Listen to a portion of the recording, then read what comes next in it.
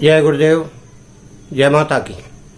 मित्रों, आज का विषय हमारा है नाभि केंद्र, सहस्त्रार और मूलाधार। इन तीनों में क्या संबंध है? आध्यात्मिक जीवन में इन तीनों के साधना करने से या इन तीनों में ध्यान करने से या इन तीनों की शक्तियां प्राप्त करने से मनुष्य जीवन पर क्या प्रभाव पड़ता है। वैसे तो हमने कई वीडियो कई तरह से डाली हैं, परंतु आप जानते हैं कि जैसे एक वृक्ष होता है तो वृक्ष बनता कब है? वृक्ष बनता है केवल बीज से।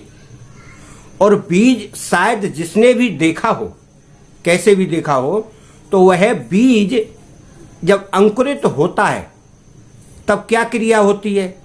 ऐसे ही हमारे नाभि का जो केंद्र है वह बीज है। बीज से ही यहाँ से हमको जन्म मिला है, परंतु जब वृक्ष बड़ा हो जाता है तो बीज का पता नहीं लगता कि कहाँ चला जाता है। यही कंडीशन हमारे इस जीवन के साथ है और प्रत्येक जीव के साथ है। तो जब बीज यानी जिससे हमारा जन्म होता है वह नाभि से शुरू होकर एक उसकी शक्ति नीचे जाती है और एक शक्ति ऊपर जाती है, वह बीज बीच में रह जाता है। जैसे किसी पेड़ का दाने का आपने बीज देखा होगा, एक जड़ पहले नीचे जाएगी, बीज अंकुरित होकर उसका पौधा बाद में ऊपर जाएगा। यानी उस बीज के अंदर से शक्तियां दोनों ऐसे निकलती हैं और आखिर में ऐसे जाकर एक ऊपर चली जाती है, एक नीचे चली जाती, और वो बीज धीरे धीरे पीछे होकर गिर जाता है। उस बीज का कोई फिर महत्व नहीं रह जाता, उसमें जो मसाला होता सब निकल के बाहर चला जाता है। अब इसी क्रिया को अगर आपने समझ लिया तो हमारी इस शरीर की जो बनावट है और इसमें जो शक्तियां हैं, किस किस केंद्रों पर कौन कौन सी शक्तियां हैं, उनको आप जान पाएंगे।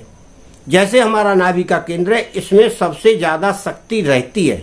और फिर हमारा मूलाधार को हमने संज्ञा दी है वृक्ष की जड़ों की। और फिर आता है हमारा सहस्त्रार। तो सहस्त्रार में हमारे वृक्ष की शाखाएं हैं बहुत सारी। इनसे हमारा पूरा ब्रह्मांड यानी पूरा वृक्ष, इस ब्रह्मांड में विचरण करने वाली शक्ति इसमें प्रवाहित होती है। और जब कोई इनको जान लेता है तो सर्वज्ञानी कहलाता है। अब इसकी क्रियाएं हमको करना कैसे है?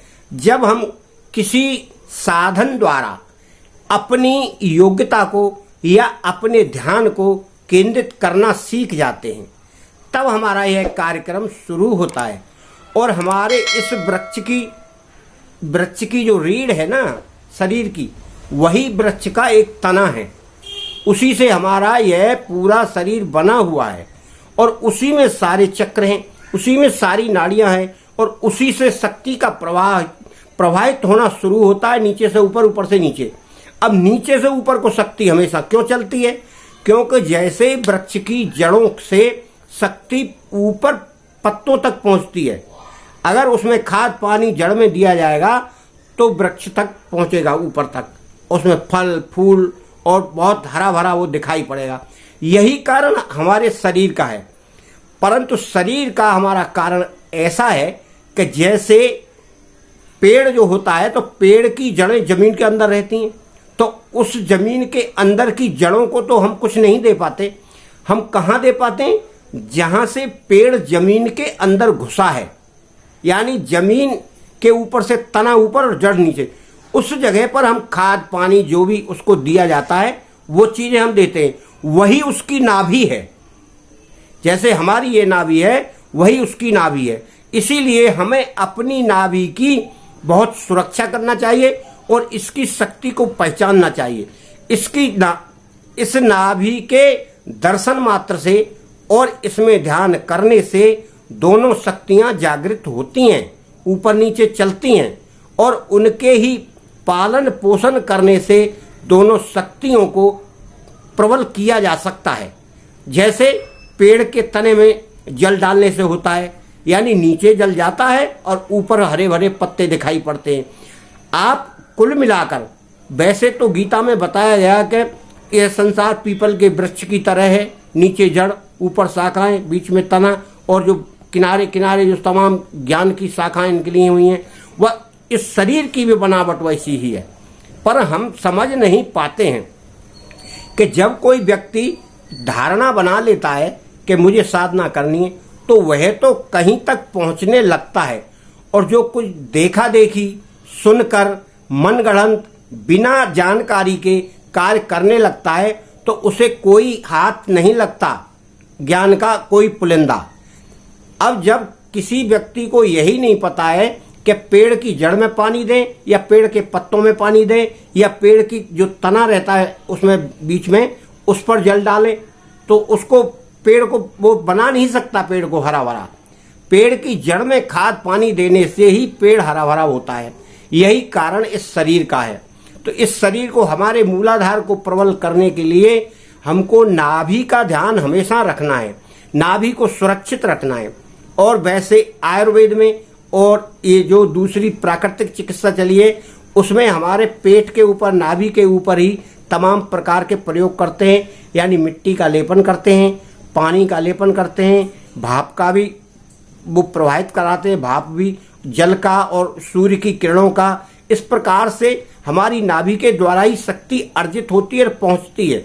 अब आप अपने हिसाब से जैसे आप क्रिया कर रहे हैं, ध्यान के द्वारा आप अपने मन को ऐसे लाइए ध्यान के द्वारा, और यहाँ तक ले जाइए, फिर ऊपर ले जाइए, फिर नीचे ले जाइए, और अपने चक्र पर ध्यान लगाना है, नाभि चक्र पर।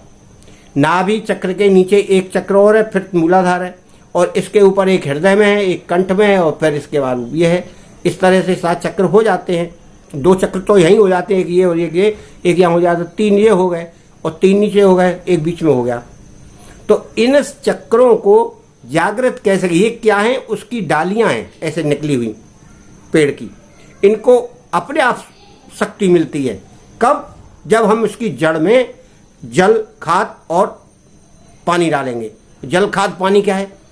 हमारा ध्यान है, हमारी शक्ति है, जिसे हम जागृत करते हैं, और उस ध्यान के द्वारा ही वह शक्ति जागृत होती है।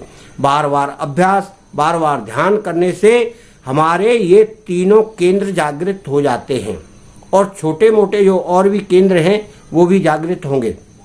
परंतु हमें क्रिया बराबर करना चाहिए, और किसी भी समय अगर हम चाहें तो ऐसा कार्य भी कर सकते हैं जिसे कोई देखे नहीं।